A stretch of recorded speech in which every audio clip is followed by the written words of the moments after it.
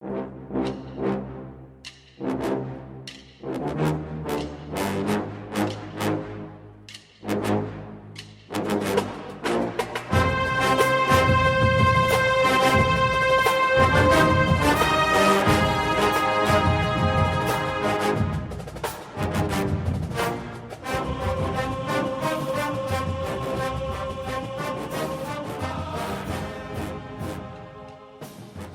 morning, Bucknutters. Welcome to the Bucknuts Morning 5 here on Monday, February 17th, 2020. Happy President's Day to everybody. I am Dave Biddle. Very happy to be joined by Bill, Bank, Greene. Bank, let's start with some recruiting, and we'll talk about Mel Tucker, and we'll get to some current Ohio State players. But on the recruiting front, let's start with Tyreke, young man originally from the state of Texas, now at IMG Academy. Sounds like the Buckeyes are in a good position to land him, but sounds like every top school in the country is after him, and he's listening. Where do you think things stand with Tyreke? Yeah, I think you described it perfectly. I think Ohio State is in a great spot, but, I don't think he's in any position to make a decision right now, and he's going to get chased by everybody in America. To me, I thought the chances for Ohio State went up when, he moved from Texas to IMG. It's a lot easier to recruit, Bradenton, Florida than it is the state of Texas. And Ohio State has had such a great relationship with IMG, and they've done such a good job with the IMG kids that I think that gives Ohio State a little bit of a boost, rather than trying to recruit a kid from his home state of Texas. It's going to be a battle. You can list all the top schools in the South. They're all going to be after him. So it's going to be a fight, but he is going to be on campus soon. And, you go from there. I think Ohio State's in a great position, but, I don't have a crystal ball picking on Ohio State to land him. So we'll see what happens going forward. I think they're positioned really well right now, but, this is the layup line in recruiting. We're not even in the first quarter yet. So long way to go with this kid, and we'll see what happens. And for the listeners that don't know, Tyreke is ranked as the number 3 strong side defensive end in the country, 5-star prospect. I want to ask you about another 5-star prospect, Bank, someone who's ranked even higher than that, defensive tackle JT Tuimoloau. Sorry if I'm mispronouncing his last name. Number 1 D tackle in the country, number 4 overall player in the country, from the same high school as G. Scott Jr. In Washington. I know you feel like I saw that you put a crystal ball in for the Buckeyes. That got everybody in Buckeye Nation feeling pretty good about that. Why'd you put a crystal ball in for JT? Yeah, I think Ohio State's in great position there. They've been recruiting him for a while. He knows the program well from seeing G. Scott, and I think JT's a kid that can lead that state. And I think with Chris Peterson out of Washington, I think the situation's a little fluid right now there. So I would think he is more of a kid that could go a couple thousand miles from home. And, I just think the relationship is strong. It's been strong from the beginning. And I feel good about Ohio State landing JT Tuimoloau. I really do. I'm curious to get your take on if Ohio State's going to be hitting the portal very hard to try and maybe find a defensive back or a running back or both. I know given recent events, they're right at the scholarship limit, but I won't be surprised if a couple other kids leave after spring ball. Happens every year, just naturally. Do you think the Ohio State will look towards the portal to get, add some running back depth and add some DB depth? DB depth for sure. They were looking at the portal, my gosh, as soon as the game with Clemson ended, and maybe before that. So, yeah, definitely DB help. But, what they need right now is they need, number one, they need someone that's going to be eligible instantly. It doesn't really make any sense to bring a guy in that's going to sit a year. You've got high school kids that they've recruited that can do that. They need instant help, and then you need somebody that's good. Cam Brown's a heck of a player. Seven Banks, a heck of a player. So if you're going to bring somebody in like that, that player's not coming to Ohio State to sit. Anybody's in the portal with 1 year eligibility left, that person's looking to start. With Jonah Jackson, it was pretty easy to kind of show him that he was going to be a starter. Same with Justin Fields. So if you're going to get, a DB, he has to be better than what you have, or you're just adding a body and taking up a spot. So, the portal can still change. Like you said, Ohio State could have a couple guys leave after spring. Well, so could other teams too. So a lot can change with that portal. So I would keep an eye there, and I do think they would love to add a DB that can play, that's instantly eligible. I think they would take that guy tomorrow if he was available. The running back situation, I think they're fine. Now, I don't know if they think they're fine, and we're going to find out. But, I like where they're at running back-wise. I think, and it's funny because when they landed Teague, I was not real high on him, and everybody else was, had him as the next Eric Dickerson. And now that time has gone on, I'm high on him now more than I was when they got him, but it seems like a lot of people have kind of lessened their thought on him. I think he's set up to have a big year next year, and I don't think they need to go into the portal and get a running back. I don't think they're going to find one better than Master Teague. I think he'll be one of the best backs in the Big Ten next year. I agree with you. I think Master Teague's going to do just fine as a starter this coming season. Curious to get your take on Mel Tucker at Michigan State. I'll ask you about the process in a minute. Before we get to the controversy about how he took the job and all that, telling Colorado players he's going to be there, which he's the first coach ever to do that. But anyway, we'll get to that in a minute. But besides that, do you think it'll work? Do you think Mel Tucker being the head coach at Michigan State, you think we'll look back on that and say that was a good hire, or no?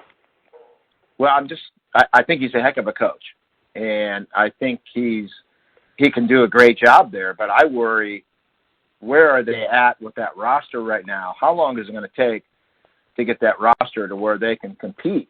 Not with Ohio State, but compete with Michigan, Penn State, Wisconsin. And I don't know. I don't know the answer there. We're going to find out. And then, are there NCAA sanctions coming? Is the Curtis Blackwell information, is there more to come from him? So that's a worry, too. If you end up with a scholarship reduction, then, man, it's hard to play in that conference with all 85. But, if you have to lose scholarships, you almost have no chance. So I believe in Mel Tucker. I mean, I think he's a heck of a coach. He's coached under Jim Tressel. He's coached under Nick Saban. He's got a great reputation. Might have tarnished it a little bit with how he left Colorado, but no, I think Mel will do a great job, and I think the situation at Michigan State is going to dictate how good of a job he does, and where they're at going forward with the NCAA. Speaking of the controversy surrounding his departure from Colorado, I mean, this happens all the time. Not every coach that leaves does this, but Thad Matta, when he was at Xavier, people are asking him, "Are you going to take the Ohio State job?" No. And then they got all upset that he took the Ohio State job. Well, you kind of have to say what you have to say, because of recruiting. That doesn't even explain Nick Saban when he was with the Miami Dolphins. I will not be the Alabama coach one day before he is the Alabama coach. Here's my take on Mel Tucker. I don't think that he really believed Michigan State was going to back up the Brinks truck as much as they did. $5.5 million a year for 6 years. I mean, I heard he turned down $5 million a year for 5 years. They had to make it 6 years and $5.5 million, doubling his salary. So I understand why Colorado people are mad, Bank, but I also understand Mel Tucker's point of view. He has to act like he's the Colorado coach, and he's recruiting until the minute he knows Michigan State's actually going to meet his salary demands. That's my take on it. This happens all the time in coaching. I don't fault Mel Tucker at all. What's your take about the way he left in the controversy? Yeah, I agree with you 100%. And when the original offer was on the table, I think it was easy for Mel Tucker to say, I'm not leaving. I'm going to be the Colorado coach. And then when Michigan State came back with, just a sick, crazy offer, well, then you have to take it. I mean, he doubled his salary. It's like you said, it's part of the game. It's part of the game you have to play. And at the time he said he was staying, I think he believed he was staying. Yeah. And then Michigan State came back with just an amazing sweetheart deal. Well, then at that point, he's not leaving, and he told you that. So, no, I think it's all part of the game, and I can understand Colorado people being upset. I totally get that, but yet I also understand Mel Tucker handling his business the way he handled it, and it's the way the game is played. And like I say, he goes there without a hitch, and he takes over the next day, and he's making a fortune, and it's awesome for him.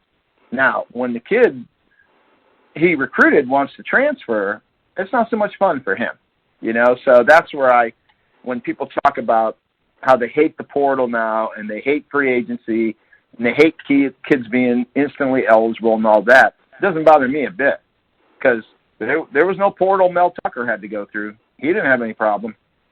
He got a better deal. He's instantly eligible, and in 24 hours, he's got a new home and he's having fun. So I think the players should have the same rights to do just what these coaches do. So that's why the portal and the whole idea of that doesn't bother me a bit. These coaches can change jobs like they change underwear. If you look at Mel Tucker's history, I mean, he's probably a guy that rents and doesn't buy. I mean, he has a lot of jobs, and that's great for him. But I think the players should have the same rights. Not that you asked that question, but I kind of wandered off into that. I'm with you on that, especially if a coach leaves. Like, all of Colorado's players that signed in the 2020 class should be able to leave and sign somewhere else, in my opinion. I mean, their coach just left. That would make sense. And I just defended Mel Tucker, but I will say it does make him look bad that he made the comment. He was getting all mad about players transferring, and this was last fall. I believe it was in October of 2019. He made the comment, which is now burning him, that there's no transfer portal in life. Basically saying you got to stick it out and tough it out and everything, but whatever, man. Before I get you out of here, I want to ask you about some individual Ohio State players that might be stepping up this spring, at least we hope they are. Tyreke Johnson. There's some intel that Tyreke Johnson's finally turning the corner. We'll see. What are you hearing on Tyreke Johnson? Do you think as a third-year sophomore he can step up for the Buckeyes? Yeah, I don't see what he's turned the corner on. They really haven't been on the field doing much. You'll see if he's turned the corner in spring football, and then you're really going to know if he turned the corner if he's on the field next fall when the bullets are flying. So far, we've seen nothing out of him. I've never heard anything positive about him until this winter. But right now, all they're doing mostly is winter conditioning. There's not a lot of football being played right now. So I would temper that enthusiasm. And I would also say I've never really heard anything negative about him.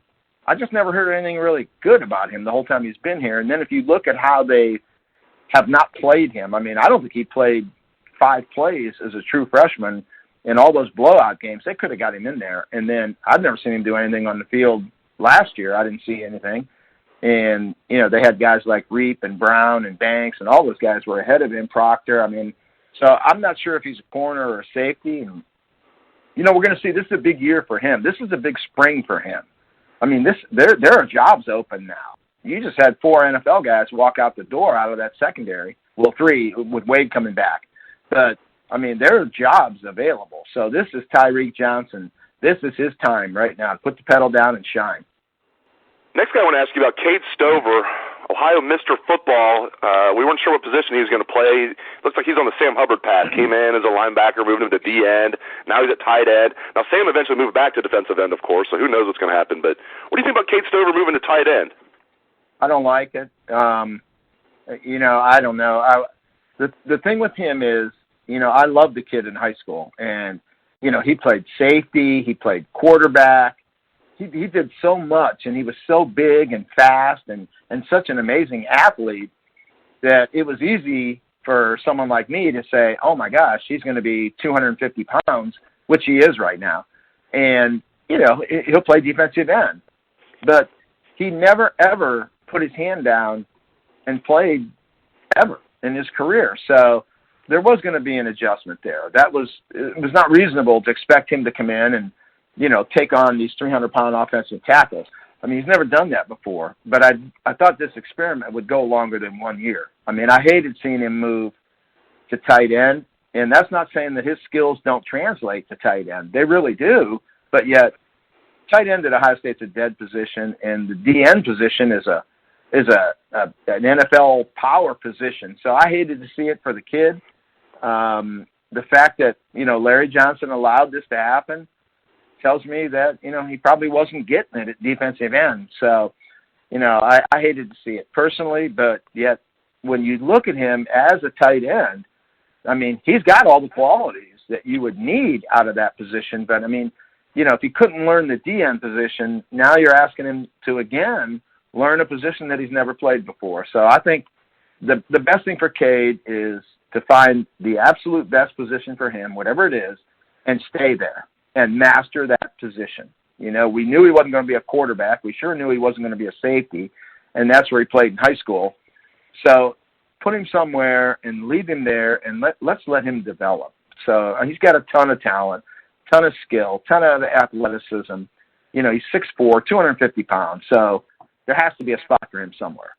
That must have been fun for a high school running back. You break through, you get to the second level, all of a sudden there's this massive safety waiting for you named Cade Stover to drill you. My gosh, that was a huge high school safety. Last guy I want to ask you about, Kayvon Pope. You think he'll be the linebacker that steps up to replace Malik Harrison? Might it be somebody else? Just your thoughts on Kayvon Pope. Yeah, I could see him being given that opportunity because there's also a school of thought, that Tuck Borland and Terada Mitchell will take the middle, that Baron Browning will get moved into Malik's spot. And I could see that, but boy, if Pope could work his way into this mix, he would bring, I think, a little bit more speed to the field where I think the linebackers get a lot of undue criticism for their play last year. I mean, Ohio State had one of the best defenses in the country last year, and you can't do that if your linebackers are bad or average. And I thought they were pretty good last year, but if there would be a little criticism, I don't think they had enough speed on the field at linebacker. And I think, Pope would bring speed. If he can do everything else they need, if he can master mentally what they need him to do and, physically hold up against the run, I mean, he's going to put a lot of speed on the field. So I'm anxious to see him this spring, see how they use him, and just see how he has grown, if he's ready to take that leap, to being a full-time player. So I can see a benefit there if you can get that kid on the field just to add more speed. Great stuff, as always, from Bill Bank Greene. Very wide-ranging show here. Great stuff from Bank, and appreciate all the listeners out there for tuning into the show. Hope everyone has a great day. Let's hear Buckeye swag, best damn band in the land.